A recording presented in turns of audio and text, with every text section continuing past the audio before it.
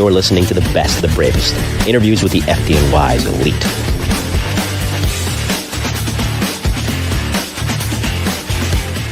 New York City EMS / FDNY EMS footprint continues here on the Mike the New Haven podcast. And welcome back, ladies and gentlemen, to another episode of said podcast. I appreciate you being with me on this Friday evening. Definitely still beautiful out, so we're trying to soak up the last bit of summer while we still can. But, think about it. Steve Kerr, Zach Goldfarb, there's been many more. Mark Peck recently. Tonight's guest, we got Mike Granton coming up pretty soon later on in the month. So the footprint rolls on. Mitch Stern is also coming up, too, later in the month. So it's been fun to chronicle that side of the New York City emergency response history and also FDNY history, too, as I mentioned several times before on this program. The merger, of which we'll hear really intimate details about tonight, like we never have before, turns 30 years old this upcoming spring. So it's going to be interesting to document that. If you haven't checked out the previous episode, that was very interesting as well. And a really enjoyable chat with Peter Ostrovsky, a retired U.S. Customs agent who was a supervisory special agent for a long time as well. He did 31 years in customs, what would ultimately become ICE upon the merger of the agencies in 2003. And a lot of great stories told by him. That's an episode that if you missed that one, go back and watch it as soon as you can. Good evening to everyone once again. And as always, you know the drill by now. Billy Ryan and the Ryan Investigative Group, the best PI firm in the business. The Mike the New Haven podcast is proudly sponsored and supported by the Ryan Investigative Group. If you need an elite PI, look no further than the elite Ryan Investigative Group, which is run by retired NYPD detective Bill Ryan, a 20-year veteran of the department who served the majority of his career in the Detective Bureau, most notably in the Arson and Explosion Squad. So if you need a PI to handle anything from fraud, legal services, and anything else that you might require, contact Bill at 347-417-1610. Again, 347-417-1610. Reach him at his website or the email that you see here. Again, if you need a PI, look no further than Bill Ryan and the Ryan Investigative Group, a proud supporter and sponsor of the Mike the New Haven podcast. To Mike Milner in the chat, a retired member of FDNY Rescue 4, former alumni of this show. I do see your comment, and yes, the Bravest are indeed the FDNY, but a big part of the FDNY is also FDNY EMS, and we don't want to slight them either. We don't want to diminish the work that they've done over the years, and so that's why I feel the need to put them under the Best the Bravest miniseries banner as well. So point taken, but I'd be remiss if I didn't highlight the great work that the EMS division of the New York City Fire Department does as well. And in line with that, my next guest is a longtime public servant whose career has touched nearly every corner of New York City's emergency infrastructure. From working as an ambulance corpsman in the early 80s prior to that merger to holding senior leadership roles within EMS, FDNY, and ultimately the mayor's office until his retirement from civil service in 2002 originally, he spent decades helping to shape the system that keeps the city running. And rather it was managing budgets or coordinating the response to the COVID-19 pandemic or advancing first responder communications through FirstNet, which we'll talk about tonight. He's been a quiet force behind the scenes, I should say, of some of the most critical public safety operations in the history of this city. And he's been on the front line for a lot of it. He'll tell me about a lot of it tonight. And that is for this volume 72. The Best of the Bravest interviews with the FDNY's elite is retired FDNY EMS, New York City Mayor's Office, and originally New York City EMS, Bill Gross. Bill, welcome. How are you? Fine, Mike. Thanks for the opportunity to sit and chat for a little bit. Oh, no, thank you for being here. I appreciate your time. I know you've got a lot going on, and I really want to highlight your career, of course, in style this evening, and we will. So before I get into anything involving your career, first things first, tell me about where you grew up. I grew up in Brooklyn all my life. For most of my life, I grew up in Brooklyn. And I guess that kind of started in my interest in emergency services. When I was going to college, I had a part-time job in Radio Shack. And who would think Radio Shack and emergency services would go together? But I met a coworker at Radio Shack named Mike Granton. And we both had an interest in chasing fires. And I was about 18 then, and he was 17, and we would go out and, in our spare time, we'd go out and buff fires. And one thing led to another, and Mike got transferred to a different Radio Shack out in Trump Village, down in the Coney Island section of Brooklyn, and we met up with some guy named Steve Kerr, who was a volunteer EMT with NYPD Auxiliary 7-0 Rescue, and we kind of added him to the group of buffing. Except he would have us chase some ambulance calls besides the fire calls, and we figured it's an emergency. It's kind of interesting, and you know, that's how things started. So growing up in Brooklyn. And it's interesting. Mike ended up, of course, going the police route, as he'll talk about when he comes on for what will be an addition to the E-Men, because he was in transit rescue for a little while Yep. before he ended up going elsewhere. So he had, didn't end up going the fire route, but ended up going another. Well, he started out in EMS before he went to transit. Yeah, he did. He was in As a EMS paramedic. and that skill set certainly carried over well into his police career, which he'll tell me about. So as far as buffing, sometimes buffing doesn't always give way to actually serving yourself, but a lot of times it does as well. So, of course, your entry into EMS takes us into 81, 82, around there. So just tell me about, again, Wild Wild West back then, a different ball game when it comes to emergency medical care, especially in New York City. Tell me about starting out originally as a corpsman at that time and just trying to learn the street, and who helped you learn the street. Things were a lot different back then. I mean, the EMS Academy was 2 weeks at the time. They gave you some like a week of administrative training and some medical training. Then they threw you in evac for a week, and they said, "Okay, you're ready, hit the streets." So I mean, now I think the training is several months, but back then it was OTJ, on the job training. And I guess I was lucky. One of my first partners was this this angel named Lucy Carter. We called her Lulu. She was on the job at the time, probably like 40 years, from the old Department of Hospitals.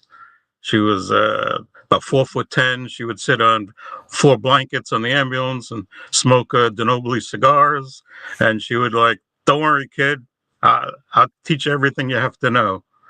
And I worked midnights. It was, I love midnights. It's a whole counterculture for the city.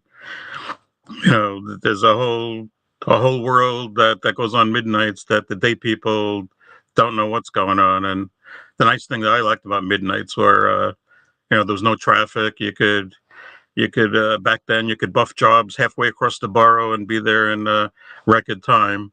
So that was on the job training.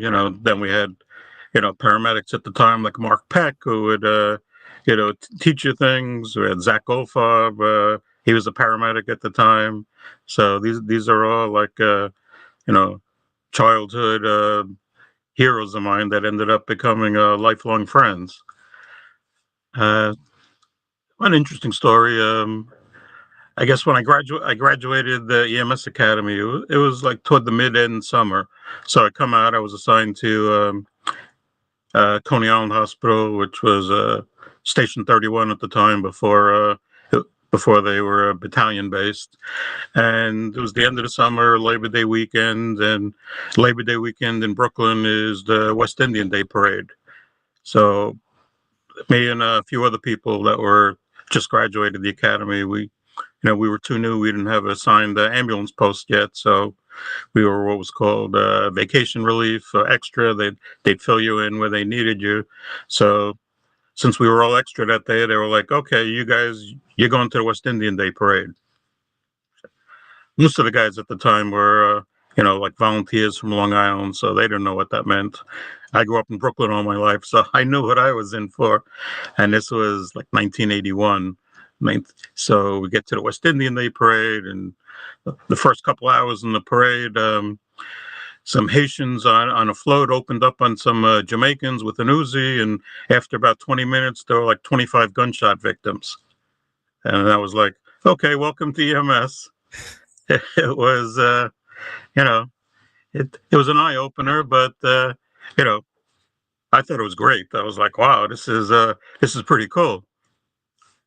Yeah, But that was, that's quite an eye opener. oh yeah, but and pre-hospital care then wasn't, what it is now. So it was basically, put some dressings on, scoop and run, get the paramedics, start some lines, extinct mass trousers. But things were things were things were a lot simpler in those days. There were less units on the street, less technology, but everybody, it was a camaraderie. The EMS and the cops and the firemen, everybody got along pretty well, especially on the midnights. It was like a band of brothers. You know, the cops would pull tricks on the EMS people. They'd break into the ambulance when you're on a call and put all the lights and sirens on and put the master switch off. So as soon as you got in the ambulance, you'd throw the master switch on and everything lit up the neighborhood. We would tie sheets to the bumper of the police cars so they would drive with like a block long tail of sheets. But I tell you, looking back, it was really some great times back then. Absolutely. Talking with Bill Gross here on the Mike the New Haven podcast, volume 72 of the best, the bravest interviews with the FDNY's elite. I mean, shout out some people here in the chat. Christian Williams, the aforementioned Mike Milner, as always, good to see you. And I know you're pro EMS. I don't doubt that for a second. John Costello is always here. Dave Burns is watching. Dave Burns has been on before. He's a great guest and a longtime friend. Chris Ebden's always here. Yep. Dave was part of the crew also. Yep, Dave and his partner Charles at the time were doing photography before he became an EMT. Yep. Chris Ebden's in the chat as well, as he's always here. And Garrett Lindgren, who is an alumni of New York City EMS himself, ended up. I was a Flatlands volunteer way back when, if I remember correctly. Clarify that in the chat, Garrett, if you can. Ended up going to the FDNY, finished up out of Rescue 3 in the Bronx, had a very distinguished career in his own right in civil service and public safety in New York City. And again, as you mentioned, it was kind of trial by fire back then. I feel like on the midnights, the camaraderie is good because during the day, especially when you get into a borough like Manhattan, for example, there's a lot of press. There's a lot of opportunity to end up on the, of course, the front page, so to speak. And sometimes it kind of leads to some of the ego-based driven missions that it doesn't envelop everybody. Everybody's, for the most part, there for the right reasons, but you have some that's the intent.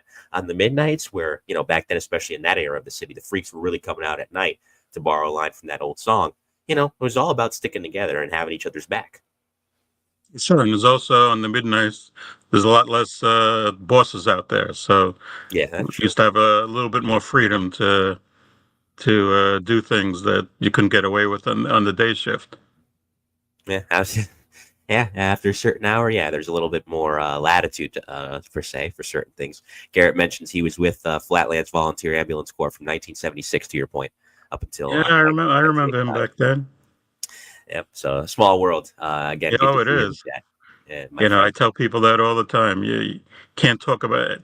New York City is a big town, but it's a small community. Yeah, and absolutely. It's amazing how that intersects behind the scenes. I had that a few weeks ago with Mark Peck. He comes on, and it happens that to be that one of the former NYPD emergency service guests I've had. Sergeant Ken Bowen and him grew up together in Brooklyn. So, that was a nice little connector there, a nice little reunion via this program. So that brings us into 1982. Now, you're working primarily in Brooklyn around this time. You were in Brooklyn for really the duration of the 80s and a little bit into the 90s as well. But you had some time in Queens, which I'll get to. But primarily as a chief's aide, that's another eye-opening experience, which you did for quite a bit, like I mentioned, because you're seeing everything from the boss's perspective. And there's a lot to happen within the borough of Brooklyn, especially considering it's the largest of the 5. And that gave you a glimpse, especially with what would come later, and you make an EMS lieutenant in 90, of how operations work from, I guess, the top view, the top floor, so to speak. So how did that really influence you and how you ended up going about your career later on? And tell me about the chief you rode with and what he taught you or she taught you, not only by what they did, but also just how they carried themselves. The chief, it was interesting that at the time I was asked to be a temporary chief's aide. The Brooklyn Borough chief at the time, Robert Becker, got promoted to the chief of field services in Maspeth. So he took his 2 aides with him and his 2 deputy chiefs, Chief McNally and Chief DiGaetano at the time, needed someone to sit in temporarily. So they asked me if I'd be interested. I said, yeah, I'd give it a shot. It's Monday to Friday, weekends off. I can go back to a normal schedule, get off midnights, and I figured I'd give it a chance. So I was doing that for several months, and then they appointed a chief who was in Maspeth, they brought him out to Brooklyn, and at the time it was Brooklyn and Staten Island. He was the borough commander. So Chief Robert McCarthy, who was an interesting character who I learned an awful lot from. But he was um, he was very set in his ways, and he was around. He started out as an MVO, and then he became a initially when they started the EMTs. They used to have ambulance corpsmen. Who wore the whites back then, and then they started like the first couple classes of corpsmen. I think he was in one of the early classes, so he was around for a while. So he came to be the borough chief, and being in Maspeth for a few years, he didn't know a lot of people in the field. So he said, "Hey, if you want to stay on, I'll give you I'll give you a chance to stay here." And I tell you, I learned everything about EMS procedures from him. He knew it all, and he had his own way of doing things, and it was a great learning experience. I would try, oftentimes I would try and play Switzerland between him and a lot of the troops and try and smooth things out because he was a very opinionated guy, but he was right more than he was wrong. So I give him a lot of respect, and it was great. I mean, the things he taught me that when it became time to take the lieutenant's test, I mean, I didn't have to study. I was basically, doing all this administrative stuff every day, and learning a lot of things behind the scenes, like working on an ambulance. You didn't realize that people have to go to these community board meetings and listen to the complaints of district managers. They were complaining about lack of ambulances and all this other administrative things and dealing with the police precincts, and at the time we didn't have police radios and the EMS radios, so every ambulance at the beginning of the shift used to go to the police station and sign out radios. So once in a while, radio would disappear, and we'd get the call, and we'd have to deal with that, and 9 times out of 10, it was it was a cop that would lock the radio up in the locker, and it wasn't an EMS guy that stole the radio. But it was interesting, and then having to deal with the people in Maspeth, that would come out with all the different rules and regulations, and back then they were starting to formulate the EMS operating guide, so they're dealing with those people in Maspeth. It was quite a learning experience. I mean, it's a good perspective because when you're on the street, you don't think of half of the things that go on. Absolutely, kind of gives you a It's broader view of things, and I think that helps tenfold. By the way, Pat Pogan's also in the chat, and I know you remember him, and he went on to a Patty's a great good career. man. He is a good man. He ended up in a distinguished career in his own right in the NYPD, of course, mainly in the emergency A true service unit. man. Yeah, very good E-man for a very long time. Dawn Marie, I see you as well. Joe Maliga, I see you too. So where does the budget analyst aspect of things factor in? I mean, you took that role over in '89. Were you kind of already doing stuff like that prior to it becoming official for you in '89? I wasn't. And what happened at that time, I took the lieutenant's test, and for whatever reason, the city, it was like several years went by, and there was no, I don't know, the list didn't come out, or they weren't calling people. And uh, a friend of mine at the time, she was an ex-paramedic, Nancy Guzman. She was the budget director, and one of the guys that worked for her ended up leaving, going to podiatry school, and there was a vacancy, and you know she asked me if I'd be interested in working for her, and I said, I really don't know much about budgets. And she said, budgets I can teach you, EMS I can't teach you. So it's more important that she has someone that knows what the job is, and we could teach them the administrative skills. And I said, that sounds good. It's raising money, and I'll give it a shot. It sounded interesting. And I went to work in what was called the second floor in Maspeth. And it was a whole eye opener. I mean, again, you don't realize in the field that the people behind the scenes are, fighting for every penny in budget, for supplies for EMS, for staffing for EMS. People at the time, people in the management and budget office of the city, they figured, okay, you have an ambulance. There's two people on an ambulance, 3 shifts a day. You need 6 people to start an ambulance. And we did this whole analysis at the time, and we said, well, you don't need 6 people because at any given time you have a person. They have, for 3 weeks vacation. Every 2 years they got to go to refresher. That's X number of weeks. People get sick. People get hurt. The compensation. Uh, Sick leave. So you actually need a lot more than 6 people to staff an ambulance 24 hours a day. And we actually, that was like a big battle. It was called staffing factor. That was my first eye opener into the world of budgets. And sorry to cut you off. no, that's okay. Go ahead. I was going to say, in regards to logistics too, and also operational funding, it's worth noting EMS at this time, because of what Bob Becker had done and Zach Goldfarb and Steve Kerr and several others had done, as I mentioned in the program before, EMS is starting to get away from the paper clips and shoestring operations tactics, which is not any fault of their own. The money just wasn't there during that time. So to your point on that, as things are beginning to sprout up, like the EMS getting a special operations division at this time, and the mission is being able to be advanced forward. Tell me about logistics, not just obviously, because it's not just your borough. Obviously, you were in Brooklyn and Queens. It's a citywide operation. You mentioned the sick time, you mentioned the overtime, but as far as operations are concerned, to enhancing certain units or creating new units, how did that factor into what you're already dealing with the personnel? It was a real challenge. It was at the time, we were still part of Health and Hospitals Corporation. So not only did we have to fight with HHC for budget funding, we had to fight with the city's Office of Management and Budget. So first we had to make a case with HHC, and HHC would treat us like another hospital. They had X number of hospitals, and they have EMS also.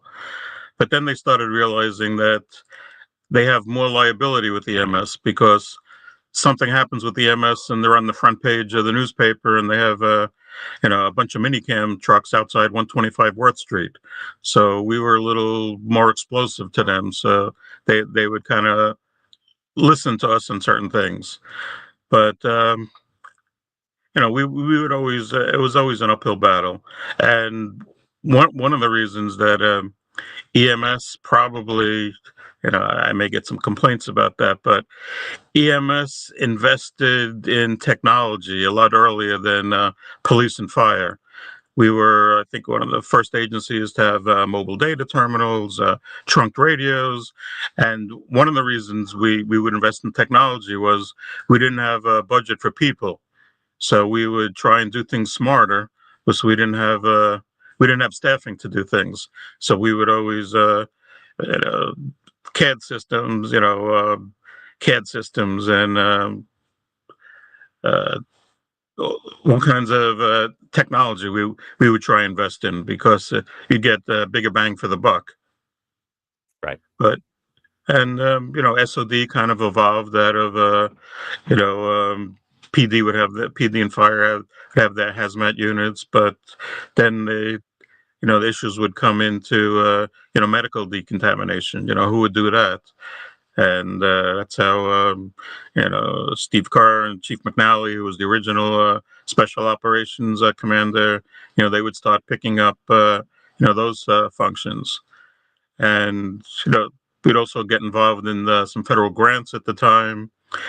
And back then, EMS hired their first emergency manager, Jerry Hauer, and those who knew Jerry knew he was a force to reckon with, and he would go down to City Hall and HHC, and he would get us funding for a lot of the things that the SOD unit would need. And that's one of my biggest regrets, that I did not get Jerry on the show, and I should have. Jerry, may he would have been great. Peace, Jerry. Yeah. Jerry was a true character. The good Lord really broke the mold after Jerry came out. He was, with all his stuff, but when the bombs start hitting you and you're in the foxhole, he's the guy you want next to you. He was truly an institution, Jerry. Yeah, he You know, was. I never worked directly for him because I always told him I'd rather be his friend than work for him. And if I ever worked for him, it wouldn't end up well. And Yeah, I give people like Steve Kerr and Eddie Gabriel and Mike Byrne uh, a lot of credit for working with him. And Jerry McCarty from the Port Authority, worked with Jerry for a long time. yeah. And Bruce Butt. Yeah, he was again, a force, as you said, you summarized him perfectly, a force to be reckoned with. And when OEM was formed in 1996, I mean, in hindsight, you couldn't have picked a better person to run OEM. If there was anybody that could really bridge the gap that existed back then to a certain degree between all the agencies, and I don't just mean the NYPD and the FDNY, certainly the Port Authority Police too, which has a lot of jurisdiction Yeah, no. in New York City and New York And State. He did it. FDNY had a lot to do with the creation of OEM. My boss at the time, Deputy Commissioner Tom Fitzpatrick, and Commissioner Von Essen, they were very instrumental with Mayor Giuliani and being proponents to set up an independent an OEM outside of the uniformed agencies. Absolutely. Before I get to my next question, Joe Maliga in the chat brings up an interesting question of his own, and thanks, Joe. He wants to know, does the New York State Department of Health guide New York State EMS, or does the city self-direct? New York City EMS is under the auspices of New York State DOH. They have the authority, and they do. They'll pull over an ambulance, they'll inspect an ambulance, and if an ambulance, I don't know if they still do it, but way back when, they had the authority to take an ambulance and put them out of service if they didn't have the required equipment.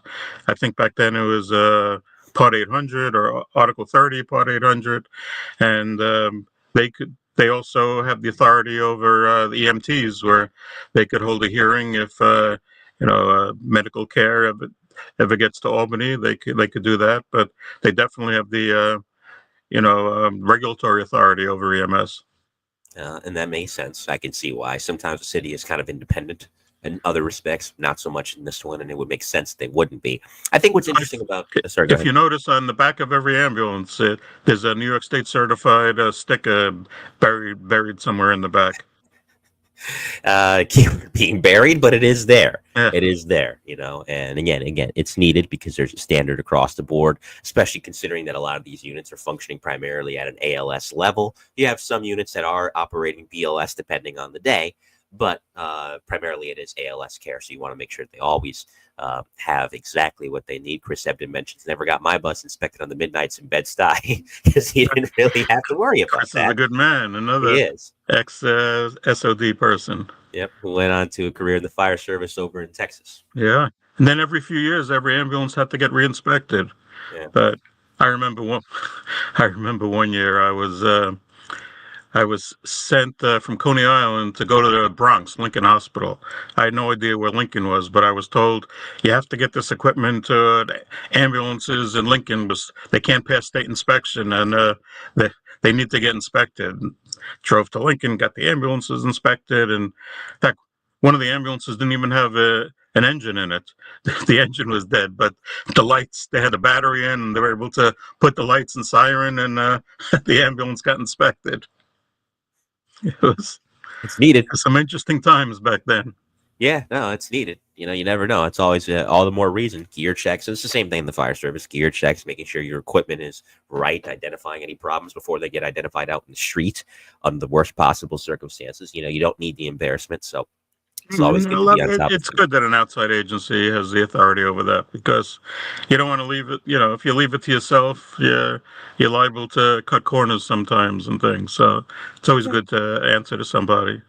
Yeah, keeps the standard of accountability up, which is always important, especially in any form of public service, let alone a service as valuable as EMS. Now, before I get to 96, which is kind of the seminal point of our conversation this evening, amongst many other things, What's interesting about the roles that you had in finance, first as the deputy budget director from 1990 until 1994, and then, of course, as the director of finance from 1994 until that merger in 1996, is that you don't come into it as strictly a finance guy. Because when you bring somebody in from the outside for a certain role, there's pluses and there's minuses to that. The minuses being, well, and we hear this all the time, and whatever the context may be in emergency service, he or she just doesn't get it. They never work the street. How would they know? That wasn't the problem here. You worked the street. You knew. And it wasn't like you worked the street for 2 seconds and then left the street to go be an administrative guy.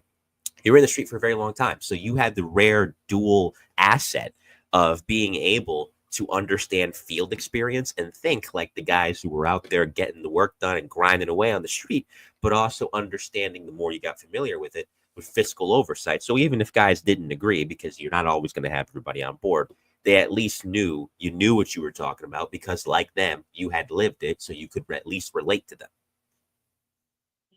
Agreed, 100%. And we were lucky at the time because our executive director back then was a former EMS chief, David Diggs. So, he was also, he had probably 20 years. He was one of the early paramedics as well. So he was a big proponent of bringing us street people into administrative roles. And in fact, one of the policies we implemented it was whenever we would hire what we used to call a suit, an administrative person that had no experience, we would make them ride a few tours on an ambulance as an observer, just to see what goes on in the field and the true mission of EMS was. These people would come from wherever and they'd have no idea what went on an ambulance. So we'd stick them out there, and you know they'd come back and they'd be in shock for a couple of days afterwards, and then they'd start doing their job. But I mean, it's important to have a street perspective, but you also learn that a lot of other things like. I would never think when I was in the street of having to budget and have a sufficient number of tires or gasoline, but try run a fleet of ambulances without spare tires or gasoline, and you're not going to get very far. It was, it was, and it was also good that I think the street experience was very important when dealing with. At the time, the HHC people, but really the city's OMB, the Office of Management and Budget, because you could have just a regular civilian go in there and try and make a budget request, and they're not going to be passionate. They don't care.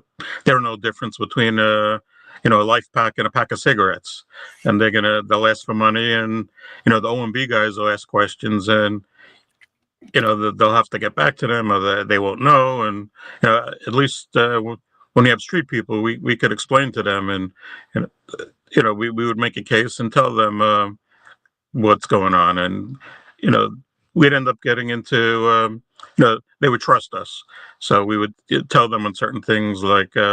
Look, you got no choice. You have to fund certain things. It's a federal mandate or it's a state mandate. Where you get the money from is immaterial. We have no choice in not buying this. We have to buy certain things, and other things we would tell them, look, we could use this, could we get along without it? Yeah, but, it's going to help patient care, or it's a nice to have versus a need to have. And they would actually listen to us on occasion and trust us, where sometimes they would call us and say, look, here, there's X number of dollars we can give you guys. What's your priority list, or where can you use it first? So that was a pretty important aspect that I learned. Mm-hmm. And there's I'm laughing not at you because sure enough, I mentioned him earlier. I'm sure he's watching as well. Mike Grant's in the chat. Says, "Oh my God, the OG Billy Gross." So good to see you, Mike. I think our show is coming up on September 29th to be exact. And also, before I get to what I was going to mention, another question from Joe Maliga. Thanks again, Joe, for the questions, and anybody else, I should say. If you have a question, keep them coming. Throw them in there. What kind of a relationship did EMS back then have with Hetzola? Then was the beginnings of Hetzola, and Hetzola, like other organizations, had they were very dedicated to their cause. sometimes they're, overzealous in things. They were, they have the good people, they had the bad people at the time, but, you know, things were, things for the most part worked out okay. You know, the growing pains, you know, a lot of people at the time didn't understand they have certain customs and, certain religious things that they do. And, it was a learning experience.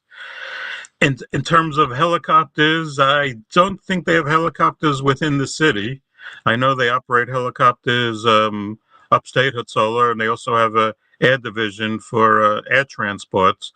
But in terms of helicopters in the city, that's one thing that was always NYPD did medivacs, and they were always great to work with. They would you know years ago they used to have two Hueys that they got from the Army Reserve that they would use them for medivacs.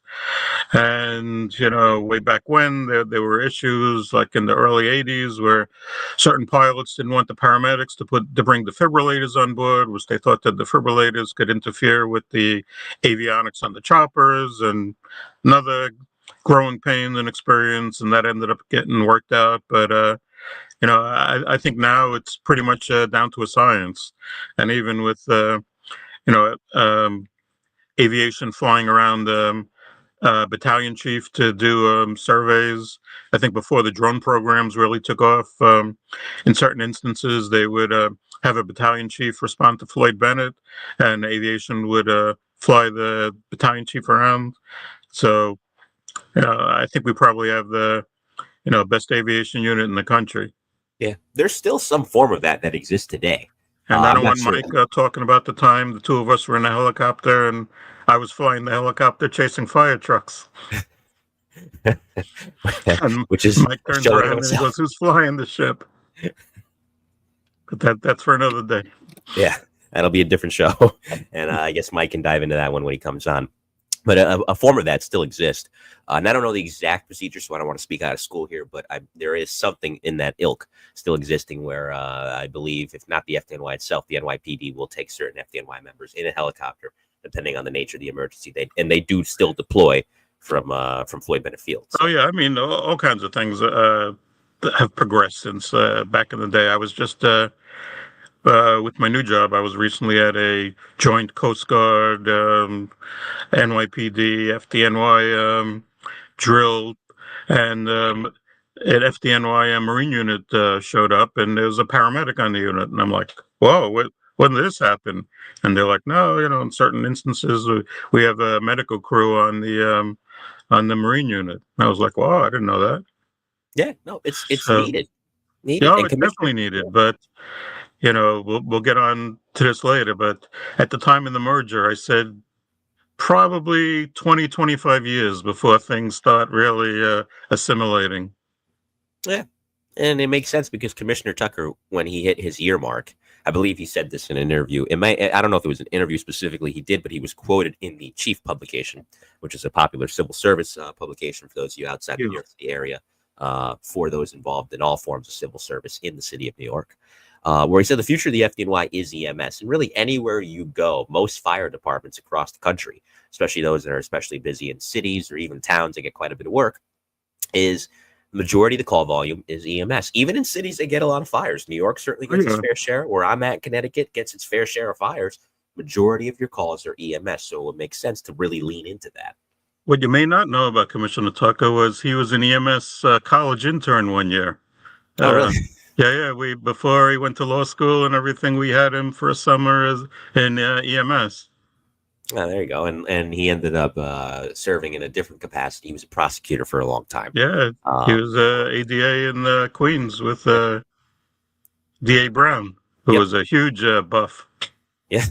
He used From to what have I've heard. he He had used a to have his siren, own didn't Ford he? Mustang with lights and sirens. Yeah, I was gonna say, didn't he? He had his own siren. Sometimes he would show up at police scenes, fire scenes, mainly police scenes in his role as a DA.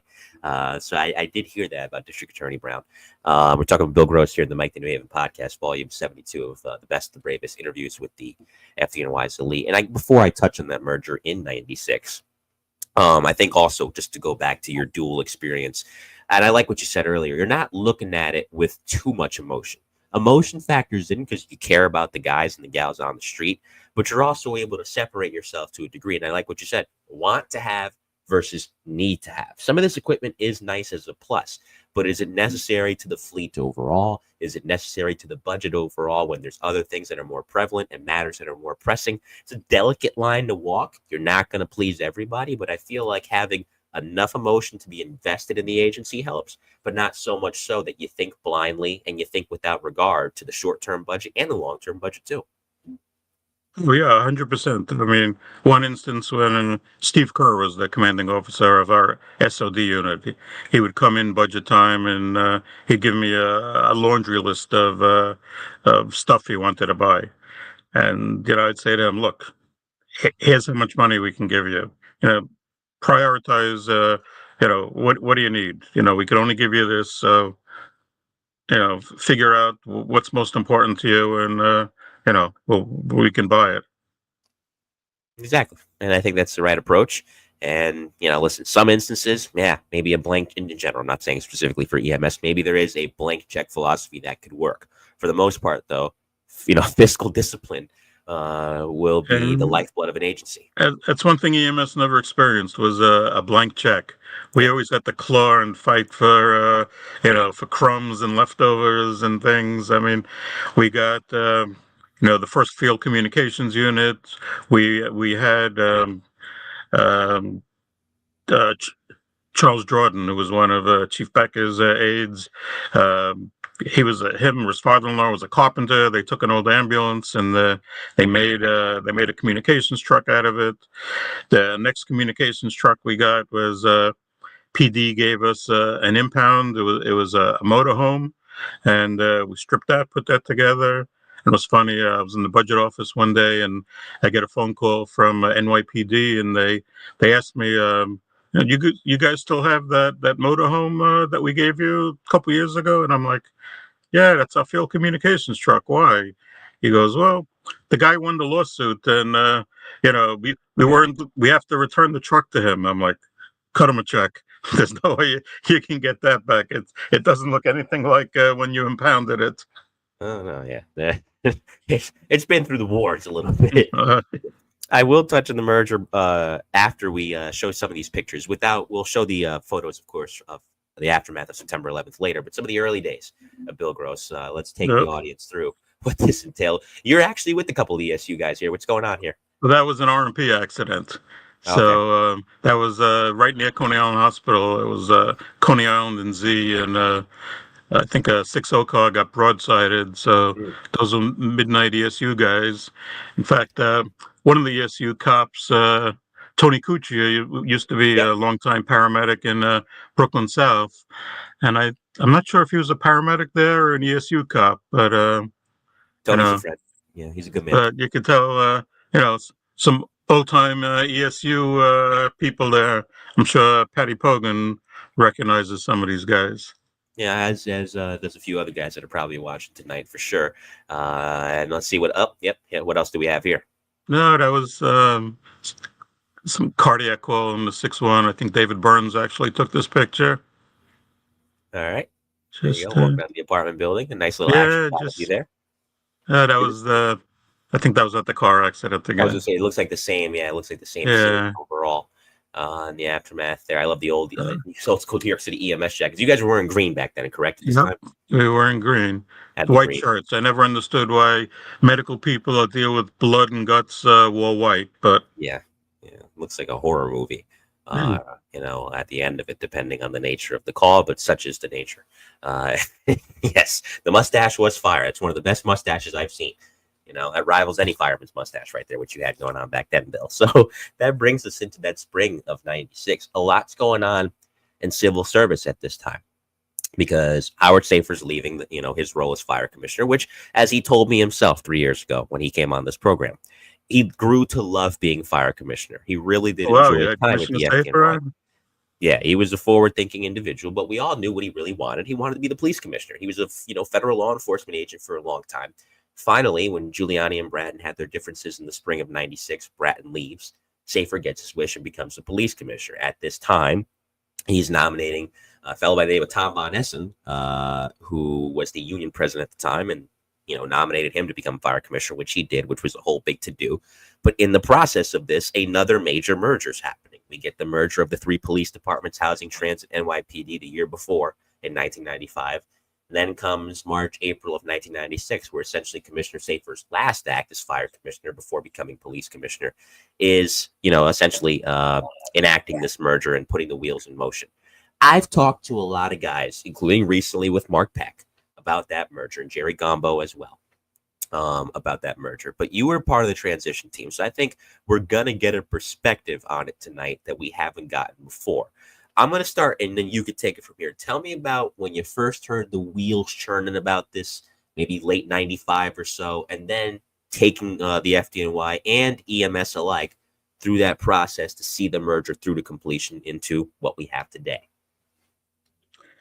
Of course, there were rumors, going on for a while about, the mayor's looking to consolidate and different agencies. People thought he couldn't do it with transit and housing, but Mayor Giuliani did the Jerry Hauer method. He'd come in with a steamroller, and he would say, "I'm going to do what I want, and if you don't like it, fight me. Take me to court, and we'll deal with it then." So the police mergers got done, and the rumors started talking about, EMS and FDNY, and I forgot exactly when we started working on, having, setting up meetings with the fire hierarchy to, I guess, after, Rudy put the word out that it's going to happen. They started setting up, different teams to meet and figure out, how it's going to happen because, EMS was a little more difficult to do a merger because there's revenue assigned to ambulances. There's not enough to support the agency, but there's some serious money behind it where HHC would get a few $100 million a year from Medicaid because of ambulances, where they would, every Medicaid patient that HHC treats, they get an extra percentage because of the ambulances. So how does EMS go to the fire department, and how are they going to make up for the money that HHC could lose because they're not going to get that Medicaid money? So technically, HHC still had the certificate of need for, they had the ambulances, and there was an MOU drafted where FDNY would run the ambulances for HHC. And I would probably guess that that's still in effect. But I mean, there was all kind of complicated issues. But I mean, the bottom line was, and a lot of people, won't be happy. They're going to call me a liar. But the bottom line was, the city was looking to get more work out of the fire department. I think at the time they had an idle time of about 60 to 70%, which means 60 to 70% of the time they weren't fighting fires. Due to the great job that the FDNY has done with inspections and amending the fire code in the city, fires went down significantly. The mayor and City Hall knew that they couldn't close firehouses. The public would revolt if they tried closing a firehouse. So the mayor had a quandary, what could he do? And I'm not sure who the first person to come up with the idea was, but they were like, well, if we do a CFR program and we have them respond to medical calls, they're gonna be busier, and they'd give them a stipend, the guys that did the medical calls, and now that they're doing medical calls, they should, it's perfectly logic that we merge EMS in, and it takes care of that, and it also increases issues of minority workforce. There was some issues at the time, so I mean, they put a bow on the package, and it kind of all made sense. I think it came together pretty nicely at the end, because and to your point, I'm glad you mentioned that fires were going down at this point in time. And that's a good thing. The city was burning itself down Yep. in the 60s and the 70s. And I'm not making fun of Detroit when I say this. I'm not happy Detroit was going through this, but the city was looking a lot like Detroit was looking for a long time before they started to turn it around in terms of fire duty. The warriors are revered, and the firemen that came out of that generation are rightfully revered for the work that they did and the experience that they gained. But a city at some point needs to turn the pendulum. And in the early 90s, the city was swinging back in a positive direction. So with that, and I've said this before, and guys can disagree, and that's fine. And my perspective is different because obviously I'm in Connecticut. I haven't seen it that up close in terms of seeing how New York City operated back then or how it operates now. But I think EMS across the board saved the fire service, because if you look at call volumes, and this is a nationwide trend, much like crime was going down at this point in time countrywide, so were fires. So how else can we best utilize the fire department? You got an engine in the FDNY's case with 4 or 5 guys, and at least those guys, if they're not medics, have at the very minimum EMR certifications or more valuable EMT certifications. That's a big help. And if the call's coming in right down the street, and this is what Commissioner Safer touched on, you can get an engine there before you get an ambulance there. And even though response times were pretty good back then, you're still getting caught in traffic. And that could be the difference between somebody making it through the next day, if it's a serious call like a cardiac, or going to an early grave. So the mortality rate being as bad as it was back then, too, as Commissioner Safer also highlighted on this program, I think it made perfect sense. Agreed. And, with the fire department merger came, some extra budget for facilities and things. I mean, the one thing that they still haven't, addressed is salaries. And that's been a sore point in EMS since the beginning of time. I mean, when I came on the job, I think we were making $15,000 or $16,000 a year as an EMT, and it's still way out of whack. And I don't know what the answer to that is. It's people a lot smarter than me. Need to figure that out, or someone needs to bite the bullet in City Hall and, come out with funding. A lot of people promise funding for salaries. I know if it was up to Commissioner Von Essen, he would have he would increase the salaries right in the beginning, but, commissioners don't have the authority to do that. That has to go through OLR and bargaining units and unions. And, unfortunately, no one's been able to come up with the key on how to do that. But taking that out of the equation, I think the working conditions since the merger have improved on the facility side, on the vehicle side. I think on the respect from the public, I think they get a lot more respect being part of FDNY.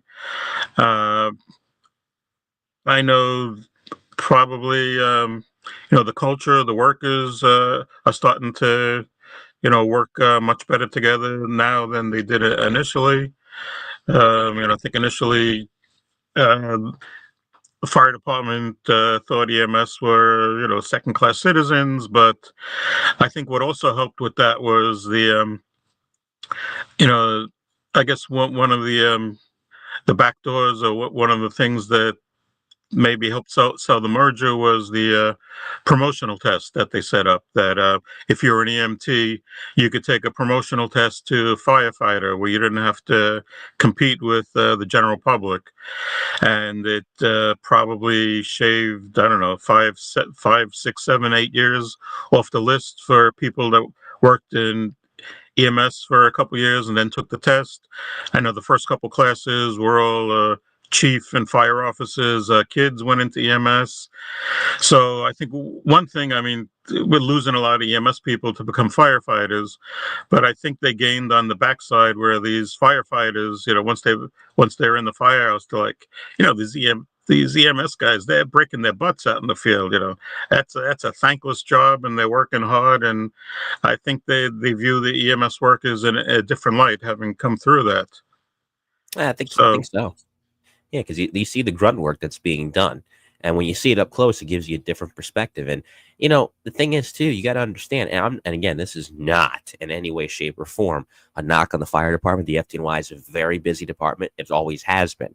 But in between, especially if you're in a really busy house, when there's not a lot happening and you do have those moments of downtime, the engine gets to go back in quarters. You get to kind of sit down a little bit at the watch desk or up in the recliner or wherever it is and kind of get your bearings for a little bit until the next call comes in. EMS doesn't even have that. They're on the corner posted in the ambulance, and that's not a New York City exclusive thing. If you're down here in Connecticut, for those that are, or up here in Connecticut rather, it's the same thing. You see an ambulance posted somewhere. Hardly ever until the end of the tour or the beginning of the tour when they're getting ready to go out are they in quarters. So they're constantly on the go. So I think for those to see that up front upon the merger of the agencies in '96, it provided a newfound respect that, it wasn't just EMS kind of throwing your nose up at them. No, they are in the trenches just as much as firefighters are. It's different because they're not charging into burning buildings like firefighters are, but as far as other aspects of the job as it pertains to EMS, they're just as involved. Oh, it's true, and I think is it perfect? No. No. Is it better than it was under HHC? I would say 100%. I believe it's better for the workers, for the public, and for everyone being part of FDNY. Would the EMS workers have liked to become part of NYPD? 1,000% if they given a chance to vote at the time. But no one asked our opinion. So we're civil servants. We do what we're told. Yeah. And before I get to what your role was with the FDNY, it makes sense that the NYPD would have been involved at the time. Because, if you go out to, and I said this before in the program, if you go out to Nassau County, EMS is under the purview of the police. So it's not uncommon to see that. You don't see that as much now, but it wasn't uncommon necessarily to see it in the New York City area, with Nassau County being perhaps the beaming example that was brought up, I'm sure, in many a meeting about this. But I spoke with someone who was pretty high up in the NYPD at that time. I won't say the person's name. I'll tell you who it was when we get off the air.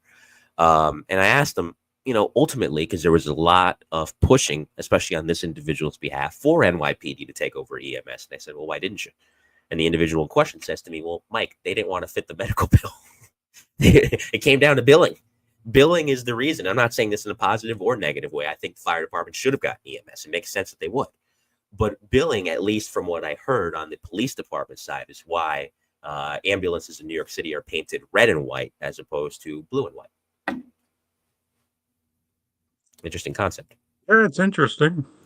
Yeah, and we'll never know the reasons why, but nevertheless, I'm sure those details will come to light the more time progresses. You stayed in the financial space, so to speak, even with the merger into the FDNY in '96. You stayed in that role through 2000 when you went to the mayor's office. So now you're seeing things on an even broader level. New York City EMS is a big agency in and of itself. You're rolling into a fire department the size of the FDNY. Things are even bigger. And I imagine that's even more of an eye-opener, even for someone like yourself that have been doing this type of work for one hot minute by this point. So as far as especially working with the director of, or being the assistant director of revenue management and later getting to work with the deputy commissioner for administration, tell me about seeing things through the eyes of Metrotech. Metrotech was interesting. It was, I actually started, we were still in Livingston Street, and Livingston Street was, if the fire department didn't occupy Livingston Street, they probably would have closed it down for fire violations. That's how bad the building was. And I remember the first day Howard Safer came on the job, he came up to Livingston Street, and Commissioner Feehan, God rest his soul, gave him a tour of the building. And Safer turns to Feehan, he goes, I'll be right back. He goes, we're going to City Hall. And he tells the driver, he goes, take me to the mayor. And Feehan's like, what's going on? He goes, we're not working in this place. This place isn't fit for humans. And he comes to City Hall, and he comes back and he calls Feehan in his office, and he goes, that's it, we're out of here. Start looking for a place. Rudy said we can move. And the hunt went on to find Metrotech. We originally found a beautiful building downtown Manhattan, Hanover Place. It was an old brokerage firm, but they didn't want it to be too close to City Hall. And at the time, Metrotech was just starting, and I guess there was a big push to revitalize Brooklyn. So they cut a deal to build a brand new headquarters in Metro Tech, and that's where they are today. And they did a great job in that building. I mean, it's light years ahead of what Livingston Street was, and life was interesting in in Metro Tech. It was, I mean, the revenue. I was kind of getting bored of the revenue, doing billing and stuff, and one thing led to another, and a couple administrative things happened, and I was always dabbling, with the budgets and technology, and the deputy commissioner Fitzpatrick came to me one day and he said, we got this thing coming up, Y2K, and it's going to be a major budget thing, and we need to upgrade all the technology, and especially fire department. We have some 100-year-old technology, not just 30, 40-year-old stuff. So would you be interested in working for me, heading up that project? And I said, yeah, it sounds great. And it was, besides spending a lot of money, which is always good. I mean, that was probably the one time in the city we had a blank check. Y2K was because there was an unknown factor. So you'd go to City Hall and say, well, we got to replace every computer, and we got to replace this, and we got to replace that. And if you don't give us the money, terrible things could happen on January 1st, 2000. And no one wanted to be the guy to say they caused the fire department to stop running and things. So it was great. We were able to replace all kinds of things. And I mean, one of the things I got to do was meet with Commissioner Van Essen. Had like a uniformed task force to work with Y2K, and it was they had Chief Gansey and Chief Nigro and Sal Casano and Chief Burns, and all these legends in the fire department that that that was great. I mean, just working with them, and I got to say they really accepted me. They didn't say, this is just some EMS guy. They really treated me as an equal, and had some great relationships with them. And uh, I sorely miss a bunch of them, especially Commissioner Feehan. I got to say, he was the true gentleman. I mean, this guy had every rank in the fire department. He was, and he would treat you like a everyday guy. I mean, one day I saw him, it was a Monday, and he said, Commissioner, my wife dragged me to get some baby clothes in some store in Queens, and, it was right up the block from you. And he's like, why don't you ring my bell? Why don't you come over for coffee? And I'm like, Commissioner, I'm not going to bother you. He's like, no, you should have rang the bell. And he was like pissed off at me that I didn't come over. He was like the great, and Pete Gansey, and but they were great guys, and we would sit and figure out how we could spend the city's money to improve life in the firehouses. And that started out my career working for Deputy Commissioner Fitzpatrick, who was another gentleman. He came up from the streets. He was a fire officer, so he knew the deal also. But he was in administration, and he worked for Commissioner Safer and Van Essen, and it was great. They would back us even on the EMS projects. I mean, it was, I had some good times up there then. We had a great bunch of people. Oh, it sounds like it. And, a couple of notes on some of the guys you just mentioned. Safer as far as moving out of Metro Tech. And then I got one on Chief Burns and Commissioner Feehan. Safer mentioned when he came on the show a number of years ago. God, do I cherish that interview. In hindsight, now that he's not with us anymore, he said, I wasn't trying to bring the FDNY into the 21st century. I was just trying to bring them into the 20th century, considering the conditions that they had, mainly at headquarters and so on and so forth. And he did. He did a very good job in those 2 years. And again, he was an excellent police commissioner as well. And he mentioned Chief Burns, where he's one of the first fires that he had as FDNY commissioner. He meets up with Chief Burns. He's like, do you think we'll be able to get it? And Chief Burns looks at him and says, boss, they always go out. And that was a 40-year veteran who, you would not have picked anybody better to be in command of the South Tower that morning than Chief Burns. And as far as Commissioner Feehan, who it was rumored he knew the location of every fire hydrant in the city, at least that's a lore about him. When Tom Von Essen told me this story a number of years ago, I still get a kick out of it. He becomes commissioner, as I mentioned earlier, in the spring of 1996. And Mayor Giuliani sits him down and says, one of the deals I have for you is you got to keep Bill Feehan. Don't get rid of Bill Feehan. And Commissioner Von Essen pauses, looks at Mayor Giuliani and says, that's the condition? I was going to beg the guy to stay. And stay he did. And again, his presence was very much needed on 9/11. And I'm sure a lot of members were relieved that he was there. And he was a warrior right up until the end. 71 years old, still in the front lines. The So here's a great behind-the-scenes story for any if we have any FDNY firefighters listening or whatever. Yep. So one day, Chief Gansey and Commissioner Feehan go to lunch from Metrotech, and they go to the old Grimaldi's Pizzeria under the Brooklyn Bridge. Yep. And so Gansey's telling me the story. He goes, Bill, I get to the pizzeria, and there's a fire truck from the Bronx sitting there. They're all inside eating.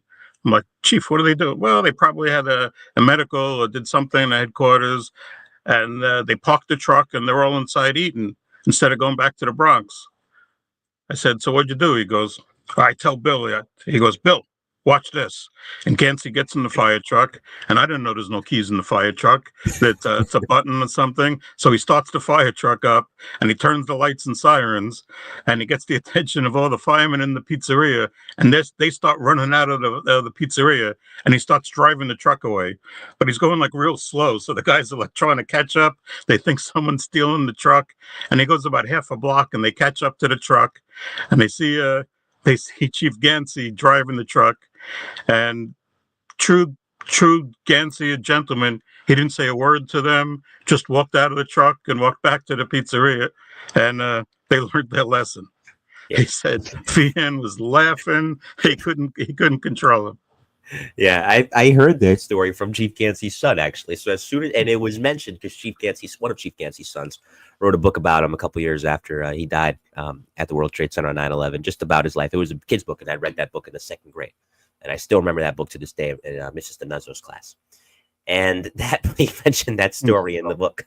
And he only took it a half block, and no harm, no foul. But he was the chief's chief. He was a fireman's fireman. He never forgot where he came from. And that was the nice thing. Oh, no. And he'd talk to you like a gentleman. He wouldn't talk down to you, whatever your rank. It was really great. I really consider myself fortunate working with these guys.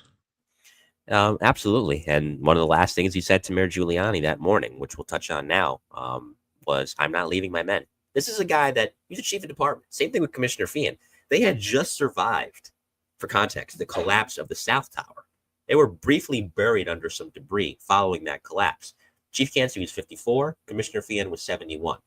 If those guys wanted to say, okay, you know what, it's too dangerous here, we should probably take up and head somewhere safer, no one would have blamed them for that. They just had a skyscraper fall on top of it. Same thing with Chief Downey, who was 63 at the time. They stayed, as did Chief Stack, who was in his mid-50s at the time, and stayed up until the end. Yeah, I still say to myself that if you ask Bill Feehan how he would want to go, that would probably be the way he would want to go out, with his guys like that. Yeah. It's a terrible thing to say, but, that's the kind of guy. He was amazing. There was a quote a couple days later in the New York Times in his obituary, and I'm paraphrasing it, but it mentioned, I think one of his sons also did say that, to your point, so you're not off base at all to say that, where I don't think he would, and same thing with Chief Downey, same thing with all of them. The quote was, I don't think he would have been able to live with himself if he knew that 343 of his guys had died that day. So for him to go out like that. I came to work one morning, and we're all like in the same area on the 8th floor in Metrotech, and I think it was the day after St. Patty's Day or something. And I said, "Hey, boss," I said, "how'd we do last night?" And he goes, "Bill," "I'll let you know when the arrest reports come in." And I'm like, "Okay."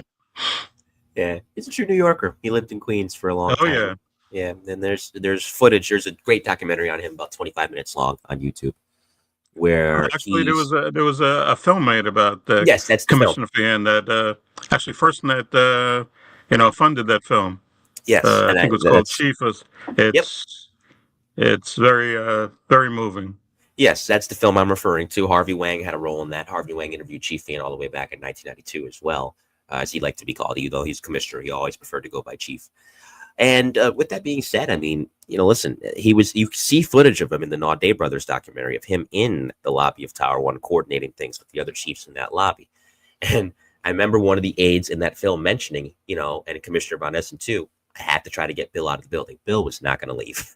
Neither was Chief Gansey, neither was any of them. And they were warriors until the very end when they lost their lives in that North Tower collapse. And we don't forget them, especially now with the anniversary coming up. So I'll ask you, that morning, by 2000, you had left, you were still in the FDNY payroll, but you were working out of City Hall with the mayor, kind of towards the back end of the Giuliani administration. And when this attack happened, he had 3 months left in his term. When did you get down to the Trade Center? Did you get down there before the collapses or afterwards? I got down there right before the first tower collapsed. Okay. And I was talking to, I was on my Nextel at the time talking to a former EMS chief who is now a deputy commissioner at OEM, Ed Gabriel. And he was like, Bill, the shit's hitting the fan, and we're not sure if it was an attack or bombing or what. And we just had to start evacuating 7 World Trade Center. Can you try and make your way over to the NYPD Academy and start setting up a temporary command post until we can figure things out. So I was down there. I didn't get out of there until the second tower collapsed, and then I forgot, as the building was coming down, I ran a few blocks and I commandeered a highway car, and I had him take me to the police academy to try and figure out how to start setting up something, because at some point we're going to need to have certain command center established. And for the first couple of days, we were over at the academy before everyone realized that we needed a much larger facility, and they started building out Pier 92. But we set up a temporary command center at the academy. We took over the library, which was one of the largest buildings there. We had the librarian still probably wants to kill me, but I had them take it. They took every book out of there to make a floor space. But that was. I mean, it's crazy times. It's we're less than a week away, and for the 24th anniversary. I mean, I remember a couple of things that I had going, at the command center. I mean, one thing I remember like it was yesterday. I was talking to Steve Kerr. I think him and another former EMS person, Jim Alexander, who's since passed away from 9/11 cancers. They were at an MCI conference in Florida. Steve at the time was consulting on emergency management for the Port Authority, and he goes, "We're in Florida. We have no way. We can't get back to New York." And I'm in the command center, and I'm like, "Oh, can't get to New York." I'm like, well, there's no planes flying because, there was a ground stop for a few days. So I see the Amtrak police. I like, Amtrak, you got trains running? And he's like, yeah, why? And I'm like, I got 2 guys stranded in Florida. Could we get them to New York? And, we pulled that off. And one of the deputy mayors said, we need radios, So I called my Motorola guy and I'm like, I need 1,000 radios. How soon can you get them for us? And he's like, well, I can get them for you tomorrow, but I got no way to get them to you. And okay, Air Force, they sent the cargo plane from Florida to Stewart Air Force Base, upstate New York, and fire department sent trucks, and they trucked them in. I mean, it was, everything was surreal. And one day, the next day, Ed Gabriel calls me and he goes, "Hey, Bill, you're the technology guy. I got a guy on the phone. Can you help him out?" And I'm like, "Yeah, I'll try." And I talked to this guy and he says, "Look, I am senior vice president for the Mercantile Exchange. I report to the president of the Mercantile Exchange, and he just got a phone call from President Bush. And we need to get the exchange open because we can't show these terrorists that the U.S. economy is going to stop. Can you assist?" And we had to. We were running fiber out building windows to get them back up and running and stuff. And a couple days later, I got a phone call like midnight at my house from the president of the exchange saying they were just able to start trading, and he just wanted to thank me. And it's crazy shit like this you never even think about. But it was, I mean, it was just, it was surreal. I still, sometimes I still think, if that was real or not. It's, just the amount of, carnage and people that we lost. And, I was with Tom Van Essen when he got the phone call that, they found Bill Feehan's remains. And it was, as bad as that was, just the pain and suffering that people went through since 9/11. You know, the general public still can't. There's no way they can comprehend what people are going through, even to this day. The people coming down with the cancers and all kinds of things. It's it's kind of to talk about, but this is the time of the year where the little box with the memories open up. One of the things I also was doing during 9/11 were, I don't know if you're old enough to remember the Nextel radios, but I had, the vice president of Nextel going to all the Jersey sites that were alongside the west side of Manhattan and pointing all their antennas to Manhattan. So we would try and have, cellular coverage. It's,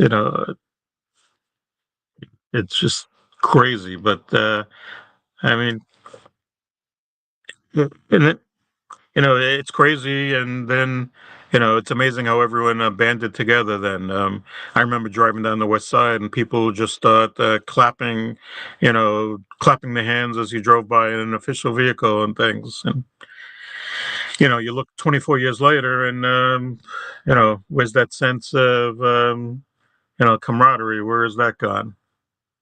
Yeah. And we have some Yeah. of the pictures, and they're not graphic in nature. Otherwise, obviously, we wouldn't show them here. But just the aftermath to paint the picture and not much needs to be said with these pictures. That's 6 World Trade Center that we're looking at. What was 6 World Trade Center? Yeah. Which, to keep in mind, this building prior to and it was directly adjacent to the North Tower, was a 47-story building, and that building was reduced to that upon the collapse of the North Tower at 10:28 that morning.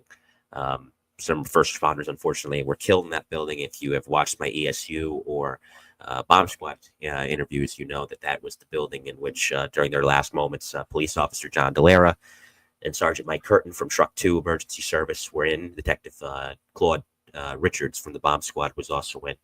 Those gentlemen did not make it out of unfortunately, Building 6. And that again, it says it all right there. This is a different picture. This is not related to 9/11. Yeah. We have another one. Another story. One day I was outside the command center, and next door to Pier 92 was Pier 94, and that was the Family Assistance Center that we set up for families of people that were missing at the Trade Center. Right. And there was a older couple at the time, and they looked kind of lost. And I said, can I help you with something, steer you in the right direction? And I'll never forget this to the minute I die. The woman turns to me and she goes, "What can you do to help me?" She goes, "I had 2 sons. One was a firefighter and one was an emergency service cop. And I lost both of them." It was Mrs. Vigiano. Mrs. Vigiano, yeah. And to this day, I can't get that image out of my mind. It was. Yeah. John was a ladderman. Yeah. He followed his father's footsteps. His father was a legendary fireman and rescue, too, in Brooklyn. He was captain. And then, of course, Joe Viggiano. Joe Viggiano was basically a modern day Superman. He was shot 3 different times in the line of duty, came back to work each time, ended up in emergency service where he made a hell of a lot of rescues. And they both were down there that day, and they both perished, I believe, at the collapse of the North Tower. And that wasn't I mean, Tom Langone, same thing. His brother, Pete Langone. Pete was in Squad 252. Tom, whose daughter I know very well, and widow I know very well. He's an emergency service And, Tom. Rudy's secretary's husband was a captain Terry of Hatton. Rescue One. Terry Terry Hatton. Hatton. Yeah, Beth Patron's husband, of course. Yeah. So a lot of it hit very close to home. And so just moving ahead, and again, thank you for sharing your insight. I know it's not easy, but I appreciate it because it paints the picture of what everybody went through that day, and every perspective shared on that day is very valuable. So I appreciate that. The end of the administration comes in December of 2001. Naturally, any mayor, no matter the situation, is going to want to bring in their own people. Bloomberg did just that. So you moved on. You did some work still with the city of New York. You didn't move on completely from the city itself, doing IT work. Then you went into consulting. And then you were thrust back into the role where what made the response to the pandemic much, much different from the events of 9/11 is there was a lot to do in the aftermath of 9/11. This cleanup took it, well into the next spring. It was 8 months until May of 2002 to clean it up. But the event itself, from 8:46 to 10:28, was just I believe just a little bit over 2 hours, if not slightly under that. So the event itself was over in a morning. And then it was sifting through the unfortunate aftermath of it. This was a prolonged catastrophe in which New York City was hit very, very hard. But a lot of people who were there in 2001, including yourself, came back in 2020. Circumstances way different, the emergency way different, but nevertheless, that same desire to, as you said earlier, band together and help came right back into place. So tell me about stepping in during that time and lending your ideas, especially with your background in EMS, to what was a prolonged emergency, an emergency that New York City had never seen before, or the world for that matter, in quite some time. I kind of came in the middle because at the time I got the call asking, that they were looking for some staff augmentation. A lot of the technology people within OEM came down with COVID, and they were out sick, so they were really lacking on their project management and uh, technical folks. So they kind of brought me in, and you know, it's kind of a great fit because I wasn't one of these consultants from out of town.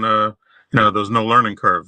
They put me in, and their IT director at the time said, "Oh, this is great." He didn't know me, but I knew one of the deputy commissioners over there, Henry Jackson, for like 20 something years, and he's like, "Well, put him to work."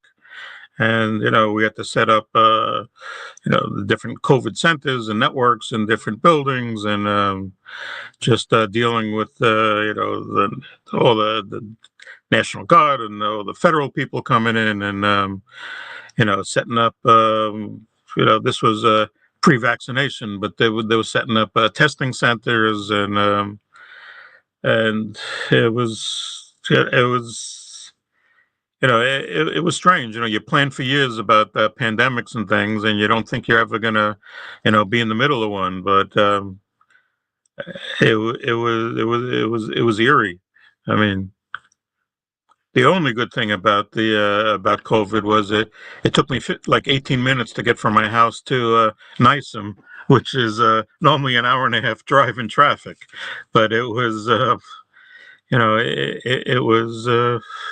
it was crazy. I mean, dealing with the different agencies, and certain people, they wouldn't have staffing because no one would come in. Everyone's working remotely. Well, how do you give remote people access to all these city networks? No one ever had to deal with that before. There were all kinds of challenges that we had to face during those times, and it was challenging times. Another time where just coordinating with FEMA. FDNY were getting their butts kicked. Between call volume exponentially increasing.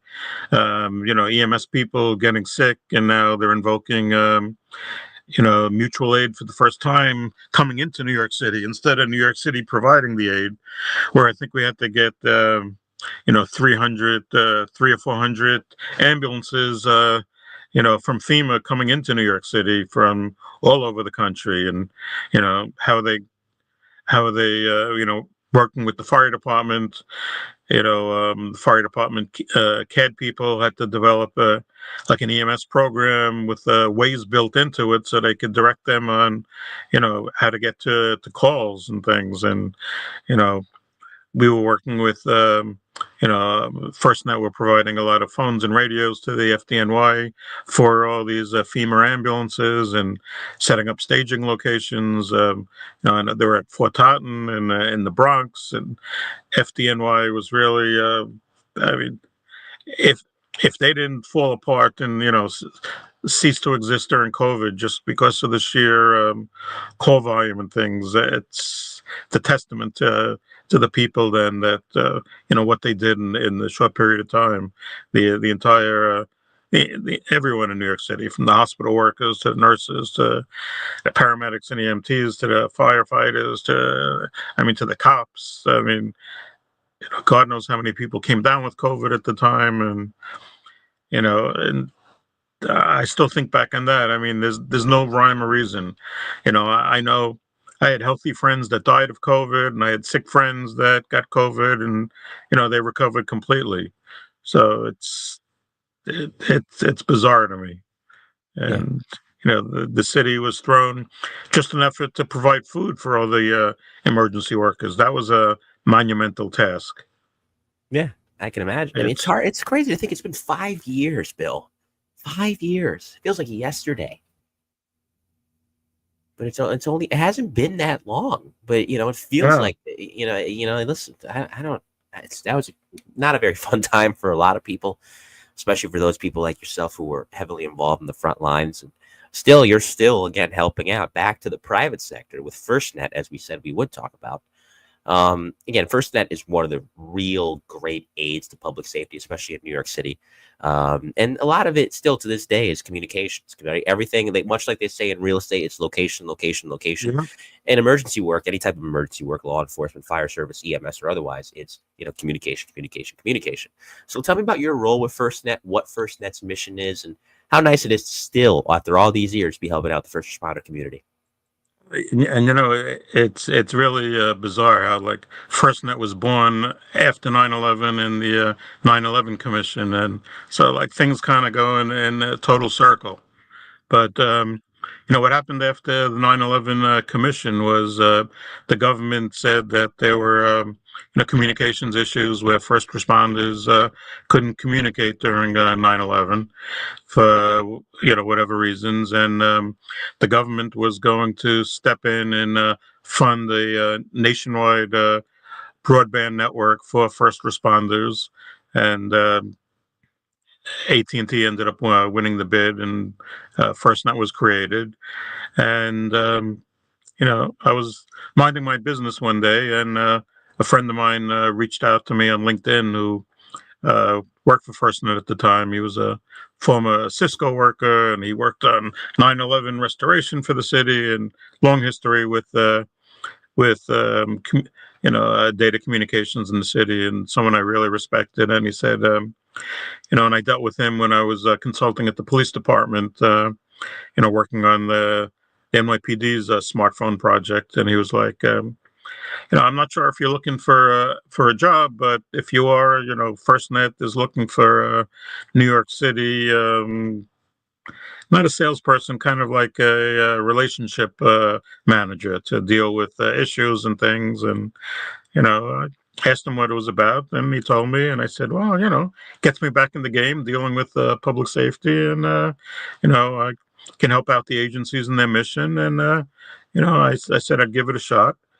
And it's It's interesting, but it's something I believe in. But it goes back to the core mission of helping people and helping the city do their job. And FirstNet actually has dedicated spectrum for first responders. So it's not like they give priority or something. There's actually a dedicated bandwidth for first responders, and we've been doing a lot of good things in the city. The city is one of the early adopters for FirstNet, and a lot of federal agencies are using it, and state agencies, and we provide service at all major events, and it's something to further the cause to you know help help the responders do their job better. Absolutely. And again, if you can, I think it's a great time across the board, whether it be in the police service or in the fire service, to get on the job, mainly for a variety of reasons, but mainly because of the technology that's available now. There's so many resources that I know someone like yourself that was working the ambulance back in the 80s, early 90s has to say, boy, I wish we had this back when I was doing it. The resources available now, just from a technological standpoint alone, is amazing. It's really made the job almost something that you can do. I mean, most components, some components you still got to get down and dirty. That's always going to be a part of it. But other components, like even for example, on an EMS run, the fire department I'm involved with here in Connecticut, as a civilian employee and also a volunteer, has this where on a medical, one of the EMTs, while the medic is doing their assessment, will be able to gather a patient history through an iPad. The date of birth, the patient's name, record pops up, the medications they take, what allergies they may have or health history they may have. It can all be logged like that. Pen and paper still good to have. FDNY years ago started electronic, what they call it, EPCRs, or way back when we used to have an ambulance corps report with carbon paper.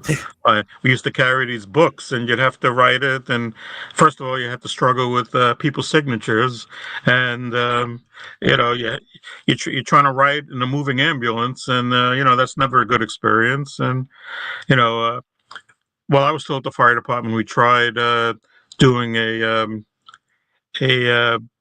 a laptop based ambulance corps report, and the technology wasn't there yet. The hardware, it was big, it was bulky, it didn't work right. But we were thinking, I mean, now they do it, and I think they transmit the information to the hospital. I mean, you could probably eventually upload video to the hospital. So say someone's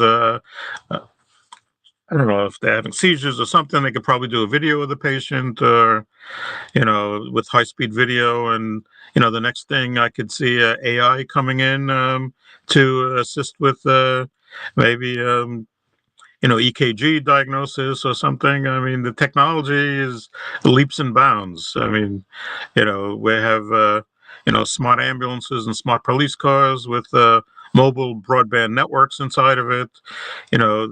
A police car or a fire truck now could have maybe 4, 5, 6 wireless devices in that.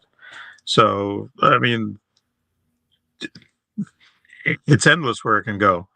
Yeah. I mean, eventually when they start, smart highways and things and roadways, we could have, who knows, maybe we could have traffic patterns change for emergency response vehicles. Right now, every traffic light in the city is connected via broadband networks to on a FirstNet network. So instead of dealing with the old copper Verizon lines to control the traffic light controllers, everything's controlled via FirstNet now. So I mean, there's no end to the technology where it can go these days. Absolutely. Hour and a half has flown by. Really enjoyed it. And this has been a great conversation, as I knew it would be. Another former New York City EMS, FDNY EMS gentleman, delivering on Mike the New Haven podcast, as we knew that he would. Time for the rapid fire. 5 hit and run questions from me, 5 hit and run answers from you. And we have music now to back it up, which I like, courtesy of producer Victor on the 1s and 2s. First question, the rapid fire. Most valuable lesson from the ambulance? Listen, do the right thing. Treat all patients the way you would want to be treated. There you go. Simple advice, but effective and to the point. Uh, this is a funny one. Most stressful budget meeting you ever sat in?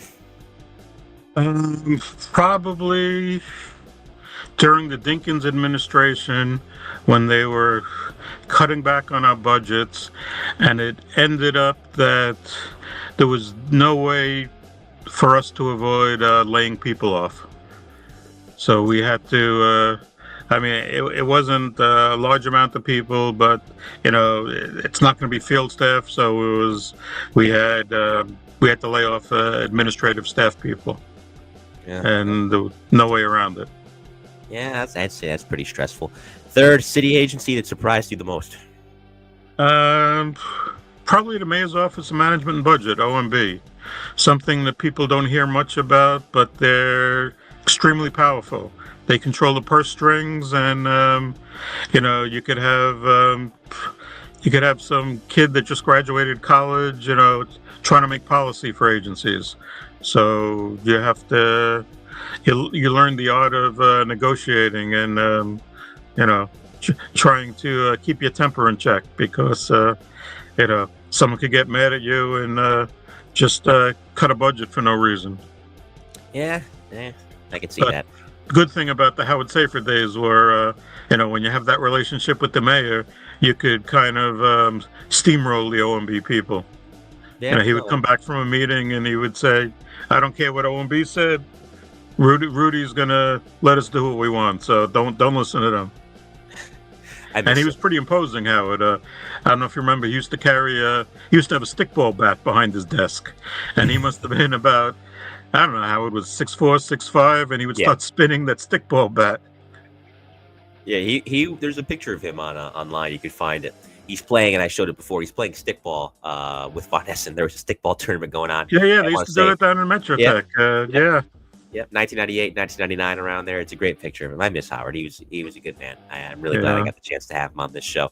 Fourth question, rapid fire. Best decision you feel you made during COVID? I think it was just assisting, wherever I could, helping the crew out, trying to take a load off the guys. Most of them were exhausted, overworked, and just helping them out. Nothing really stands out individually. It's a simple answer, but again, covers the point. And by the way, thank you, Chris Ebden, for gifting out the memberships in the chat. I always love when you do that. Thank you very much. Final question of rapid fire. What do you hope your legacy is in terms of your public service to New York City?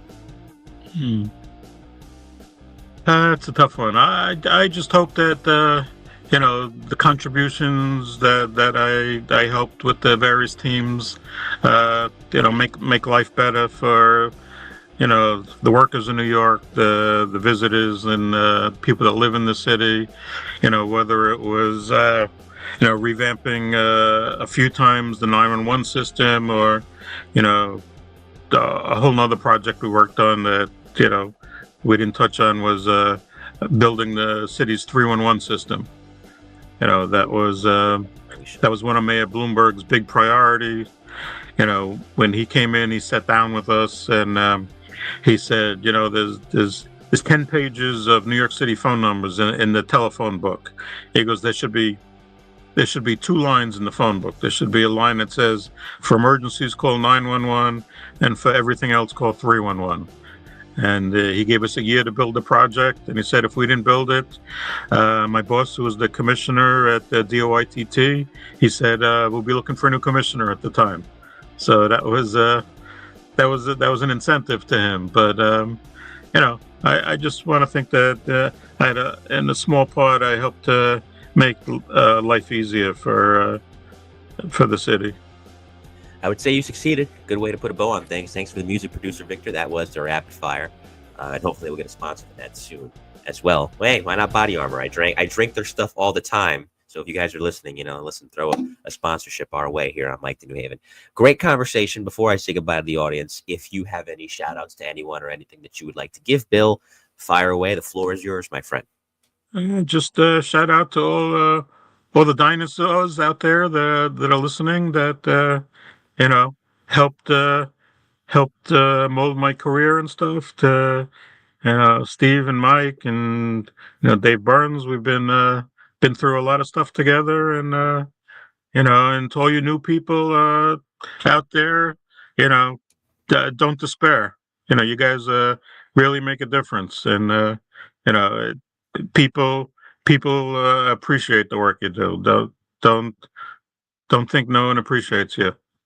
To all the public safety workers, I always say New York City is like a big dysfunctional family. We'll always sit and fight, but God forbid something happens to one person in the family, everybody else comes out to defend them. Yeah, I think that's the perfect way to put it, and that is a good way for sure to put a bow on this one. Thank you. Stick around. We'll talk off air, Bill. Thanks again for your time this evening, and as always, thanks to you, producer Victor. Great job, as always, on the ones and Thank you. twos. Thanks for the opportunity.